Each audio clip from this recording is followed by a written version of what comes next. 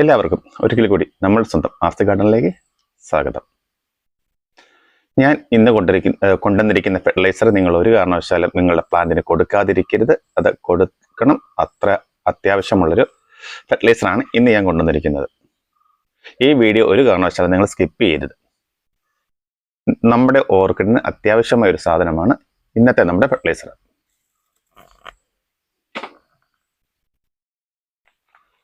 ഇതാണ് നമ്മുടെ ആ ഒരു ഫെർട്ടിലൈസർ.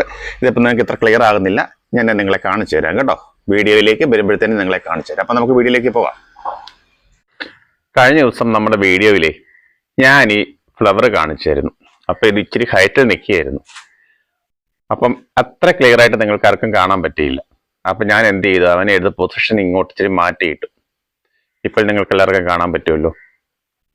ഈ ഫ്ലവറൊക്കെ നമ്മൾ ഇവിടെ കൊടുക്കുന്ന വളം മാത്രം, ഞാൻ നിങ്ങൾക്ക് പറഞ്ഞു തരുന്ന വളങ്ങളൊക്കെ കൊടുത്തിട്ട് കിട്ടുന്ന ഫ്ലവറുകളാണ് കേട്ടോ.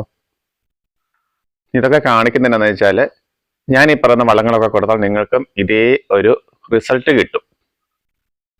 അതുകൊണ്ടാണ് ഞാൻ ഈ ഫ്ലവറൊക്കെ കാണിച്ചു തരുന്നത് കേട്ടോ. അല്ല നിങ്ങൾ ഓർക്കുകയില്ലേ ഞാൻ ഈ വളമൊക്കെ കൊടുത്തിട്ട് ഇവിടെ ഒന്നും ഫ്ലവർ കാണുന്നില്ലെന്ന്. പിന്നെ നമുക്കിവിടെ ഫ്ലവർ കുറഞ്ഞതിൻ്റെ മെയിൻ ഒരു കാര്യം ഞാൻ പറഞ്ഞില്ലേ, ഞാൻ അത് റീപ്പോർട്ട് ചെയ്തിരുന്നു. പ്ലാന്റ് അല്ല, തൊണ്ടിനകത്ത് ഇട്ടിട്ട് പ്ലാന്റ് കുറച്ച് പോയി. അപ്പം എല്ലാത്തിൻ്റെയും തൊണ്ട് മാറ്റിയിട്ട് കരിയും മെറ്റിലും കൂടെ ചേർത്താണ് ഇപ്പം ഞാൻ പോട്ട് ചെയ്തിരിക്കുന്നത്. അതാണ് നമുക്കിപ്പം ഇവിടെ ഫ്ലവർ ഇച്ചിരി കുറവ്.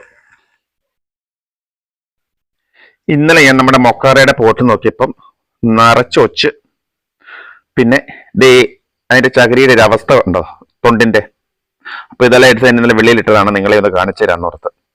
അപ്പൊ ഞാൻ വീണ്ടും നിങ്ങളോട് പറയുന്നത്, കഴിവതും നിങ്ങൾ തൊണ്ട് ഒഴിവാക്കുക നമ്മുടെ പോട്ട് മിക്സിൽ നിന്ന്.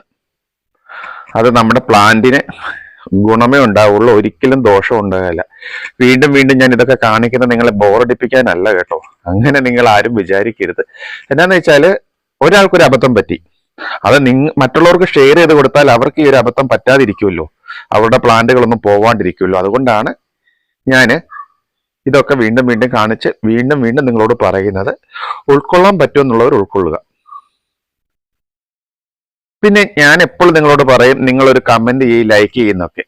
പക്ഷെ കുറച്ച് പേര് വന്നാൽ നമ്മുടെ ഈ ചാനൽ ഡിസ്ലൈക്ക് ചെയ്യുന്നുണ്ട്. വീഡിയോസിനെല്ലാം ഡിസ്ലൈക്ക് ചെയ്യാനും നിങ്ങൾക്ക് അവകാശമുണ്ട്. ഞാൻ ചെയ്യുന്ന വീഡിയോ എല്ലാവർക്കും ഇഷ്ടപ്പെടണമെന്നില്ലല്ലോ. അപ്പൊ നിങ്ങൾക്ക് ധൈര്യപൂർവ്വം ഡിസ്ലൈക്ക് ചെയ്യാം. പക്ഷെ ഈ ഡിസ്ലൈക്ക് ചെയ്യുന്നവർ അതിന്റെ കാരണം എന്താണ്, വീഡിയോയ്ക്ക് എന്താണ് പ്രോബ്ലം എന്നൊന്നുകൂടെ അതുകൂടെ ഒന്ന് പറഞ്ഞു തരുവാണെങ്കിൽ എനിക്ക് മെച്ചപ്പെടുത്താൻ പറ്റും. നമ്മൾ ആരും പൂർണ്ണരല്ല, തെറ്റുകൾ എല്ലാവർക്കും പറ്റും, ശരിയല്ലേ? അപ്പൊ എനിക്കും പറ്റുന്ന തെറ്റുകൾ നിങ്ങൾ എന്നോട് ഷെയർ ചെയ്ത് കഴിഞ്ഞാലേ എനിക്ക് അതിനെ കറക്റ്റ് ചെയ്യാൻ പറ്റുള്ളൂ. അല്ലാതെ ചുമ്മാ ഒരാൾ ഒരു വീഡിയോ ചെയ്യുമ്പോൾ ഓടി വന്ന് ഡിസ്ലൈക്ക് ചെയ്തിട്ട് പോകരുത്. അത് നല്ലൊരു പ്രവണതയാണോ? നിങ്ങൾ തന്നെ ഒന്ന് ആലോചിച്ച് നോക്കി. പിന്നെ ഞാൻ എപ്പോഴും പറയുന്ന പോലെ നമ്മളുടെ ഈ വീഡിയോ കണ്ട് ഇഷ്ടപ്പെടുന്നവർ ഒന്ന് ലൈക്ക് ചെയ്യുക. നിങ്ങൾക്ക് ഇതുകൊണ്ട് എന്തെങ്കിലും ബെനിഫിറ്റ് ഉണ്ടാകുന്നുണ്ടെങ്കിൽ അത് കമന്റിൽ കൂടി ഒന്ന് അറിയിക്കുക. അത് ഞാൻ ഇടയ്ക്കിടയ്ക്ക് നിങ്ങളോട് പറഞ്ഞൊന്ന് ഓർപ്പിക്കുന്ന ഒരു കാര്യമാണ്. പിന്നെ ഇനി നമുക്ക് കുറച്ച് മൊട്ടുകളും കൂടെ ഉണ്ടായിട്ടുണ്ട്, സ്പൈക്ക്. അതും ഞാൻ കാണിച്ചു തരാം. എനിക്ക് കാണിക്കുന്ന ഈ വളം കൊടുക്കുന്നതിന് മുമ്പ് ഈ വീഡിയോ വലിച്ചു നീട്ടുന്നതല്ല കേട്ടോ. നിങ്ങൾ അറിയണ്ടേ ഞാൻ ഇതൊക്കെ ചെയ്തിട്ട് ഇവിടെ എന്താണ് നടക്കുന്നതെന്ന്. അത് നിങ്ങളെ ഒന്ന് പറഞ്ഞ് മനസ്സിലാക്കി തരണ്ടേ. അതിനാണ് ഞാൻ ഇതൊക്കെ കാണിച്ചു തരുന്നത് കേട്ടോ. ദേ ഇവിടെ ഒരാള് വരുന്നത് കണ്ടോ, ഒരു സ്പൈക്ക് സ്റ്റാർട്ട് ആയിട്ടുണ്ട്. ദേ ഇവിടെയും ഉണ്ട് ഒരാള്. ഇവിടെ നമുക്ക് 2 സ്പൈക്കാണ് വന്നിരിക്കുന്നത് കേട്ടോ. കണ്ടല്ലോ. ഇതൊക്കെ ശ്രദ്ധിച്ചില്ലെങ്കിൽ നമ്മുടെ ഒച്ച് തിന്നുകൊണ്ട് പോകും. പിന്നെ നമ്മൾ ഇന്നത്തെ വളം കൊടുത്താലുള്ള ഒരു അഡ്വാൻറ്റേജ് എന്താന്ന് വെച്ചാൽ അത് കാണിച്ചു തരാം, എന്നാലേ നിങ്ങൾക്ക് മനസ്സിലാവുള്ളൂ. ഇത് കണ്ടിട്ട് നിങ്ങൾക്ക് എന്തെങ്കിലും മനസ്സിലാവുന്നുണ്ടോ? നിങ്ങൾ കാണുന്നുണ്ടോ ഒരു സ്പൈക്ക് വരുന്നതല്ലേ? ഈ സ്പൈക്ക് വരുന്നതിന് മുമ്പ് ഒരു സംഭവം ഉണ്ടായിരുന്നു. അതെന്താണെന്നറിയണ്ടേ?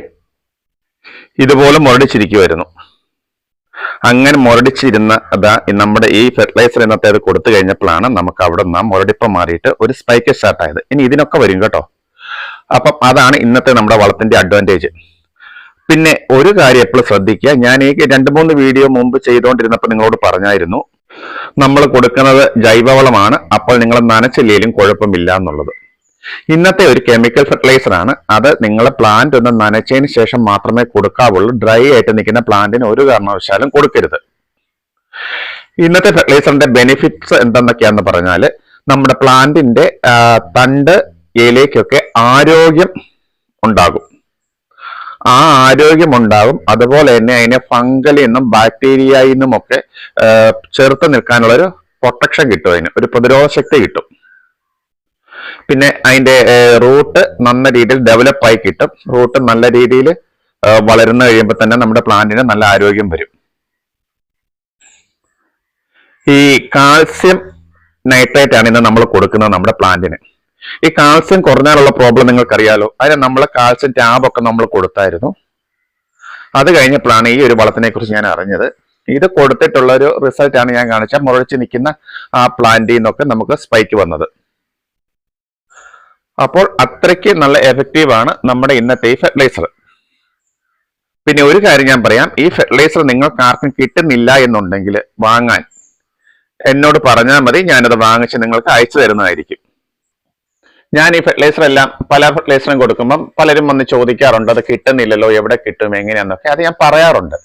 പിന്നെ അത് എന്നിട്ടും കിട്ടുന്നില്ല എന്ന് പറയുന്നവർക്ക് ഞാൻ ഫെർട്ടിലൈസർ അയച്ചു കൊടുക്കാറുണ്ട് കേട്ടോ. അപ്പോൾ നിങ്ങൾക്ക് ആവശ്യമുള്ളവരാരെങ്കിലും ഉണ്ട്, നോക്കിയിട്ട് കിട്ടുന്നില്ല എന്നുണ്ടെങ്കിൽ, വാങ്ങാൻ പറ്റുന്നില്ല എന്നുണ്ടെങ്കിൽ നിങ്ങൾ പറഞ്ഞാൽ മതി. ഞാൻ ആ ഫെർട്ടിലൈസർ വാങ്ങിയിട്ട് നിങ്ങൾക്ക് അത് കൊറിയർ ചെയ്തു തരാം. അപ്പം ആ ഫെർട്ടിലൈസർ ഞാൻ അന്ന് നേരത്തെ നിങ്ങളെ കാണിച്ചപ്പോൾ അത് ക്ലിയർ ആയിട്ടില്ലായിരുന്നു. വെട്ടമടിച്ച് ക്ലിയർ ആയിപ്പോയി. ഞാനത് ഒന്നുകൂടെ നിങ്ങളെ കാണിക്കാം. അതിന്റെ റേഷ്യോസും ഒക്കെ പറഞ്ഞുതരാം. ഇന്നത്തെ നമ്മുടെ ഈ ഫെർട്ടിലൈസർ ഇതാണ് കേട്ടോ, കാൽസ്യം നൈട്രേറ്റ്. ഇത് ആണ് നമ്മൾ ഇന്ന് കൊടുക്കുന്നത്. ഇത് കൊടുത്താൽ നല്ല ഗ്രോത്ത് നമ്മുടെ പ്ലാന്റിന് ഉണ്ടാകും. നമ്മുടെ പ്ലാന്റിന്റെ റൂട്ടൊക്കെ ഡെവലപ്പ് ആകും. അതിന്റെ ഇലയും തണ്ടുമൊക്കെ ആരോഗ്യത്തോടെ വളരും. അപ്പോൾ അതിന് ഫംഗസിൽ നിന്നും ബാക്ടീരിയയിൽ നിന്നും ഒരു പ്രൊട്ടക്ഷൻ ഉണ്ടാകാനുള്ള ഒരു പ്രതിരോധ ശക്തി സ്വയം ആ പ്ലാന്റ് ആർജിച്ചെടുക്കും.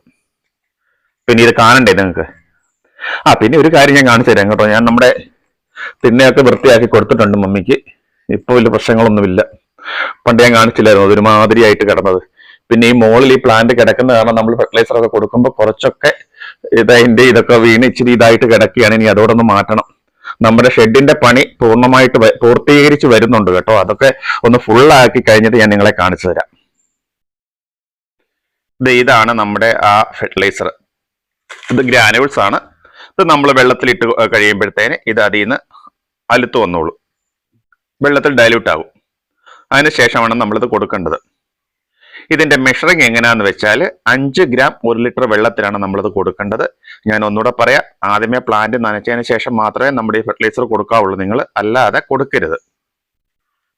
5 ഗ്രാം എങ്ങനെയാന്ന് എല്ലാവരും ചോദിക്കാറുണ്ട്, എങ്ങനെ അളവെടുക്കും. ഇപ്പൊ ഞാനിവിടെ 5 ഗ്രാം എടുക്കുന്നത് ഈ ഒരു സ്പൂൺ കണ്ടല്ലേ.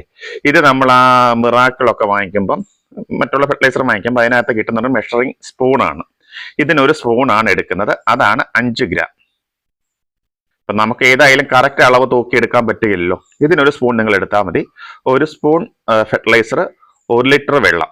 അതാണ് നമ്മുടെ ഇതിന്റെ റേഷ്യോ.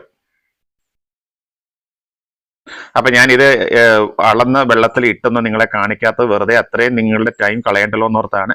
ഇപ്പൊ എങ്ങനെയൊക്കെയാണ് ഇതിന് വളം കൊടുക്കുന്നത്, ഫെർട്ടിലൈസർ എടുക്കുന്നത്, മിക്സ് ചെയ്ത് സ്പ്രേ ചെയ്യുന്നതെന്നൊക്കെ നിങ്ങൾക്ക് അറിയാലോ. ഇതെല്ലാം കൂടെ നമ്മൾ ഇതിനകത്ത് കാണിക്കേണ്ട കാര്യമില്ലല്ലോ അല്ലെ. അപ്പോൾ ഇന്നത്തെ ഈ ഫെർട്ടിലൈസറിന്റെ ഉപയോഗങ്ങളും കാര്യങ്ങളൊക്കെ നിങ്ങൾക്ക് മനസ്സിലായല്ലോ. എന്തെങ്കിലും ഡൗട്ട് ഉള്ളവർ ഒന്നുകിൽ കമന്റിൽ ചോദിക്കുക, അല്ലെങ്കിൽ എന്നെ വിളിച്ചു ചോദിച്ചോളൂ. ഒരു കുഴപ്പമില്ല. ഞാൻ നിങ്ങളോട് എപ്പോഴും പറയുന്നതാണ്, കമന്റ് ചെയ്താൽ പറയാൻ പറ്റുന്ന ഞാൻ പറഞ്ഞു തരും. ഇച്ചിരി വിശദമായിട്ട് അറിയണം എന്നുള്ളൊരു വിളിച്ചു ചോദിക്കുക. ചില കമന്റിൽ കൂടെ നമുക്ക് അത്രയും വലിയൊരു റിപ്ലൈ ചെയ്യാൻ പാടല്ലേ. അതുകൊണ്ട് കുറച്ചുകൂടി ഡീറ്റെയിൽസ് ആയിട്ട് അറിയേണ്ടവർ ഒന്ന് വിളിക്കുക. ഞാൻ അതിന്റെ കാര്യങ്ങൾ പറഞ്ഞു തരാം. പിന്നെ എപ്പോഴും പറയുന്ന പോലെ ഇന്നത്തെ ഈ വീഡിയോ നിങ്ങൾക്ക് ഉപകാരപ്രദമായി എന്നാണ് ഞാൻ വിശ്വസിക്കുന്നത്. അങ്ങനെയുള്ളവർ ദൈവത്തെ ഓർത്ത് ഒരു കമന്റിൽ കൂടി ഒന്ന് റിപ്ലൈ തരിക. പിന്നെ ഇതുവരെ നമ്മുടെ ഈ ചാനൽ സബ്സ്ക്രൈബ് ചെയ്യാതെ ആരെങ്കിലും കാണുന്നുണ്ടെങ്കിൽ ഒന്ന് സബ്സ്ക്രൈബ് ചെയ്യുക. വീണ്ടും മറ്റൊരു വീഡിയോയിൽ കൂടി കണ്ടുമുട്ടാമെന്നുള്ള ശുഭാപ്തി വിശ്വാസത്തോടെ ഇന്നത്തെ വീഡിയോ ഞാനിവിടെ പൂർണ്ണമാക്കുന്നു.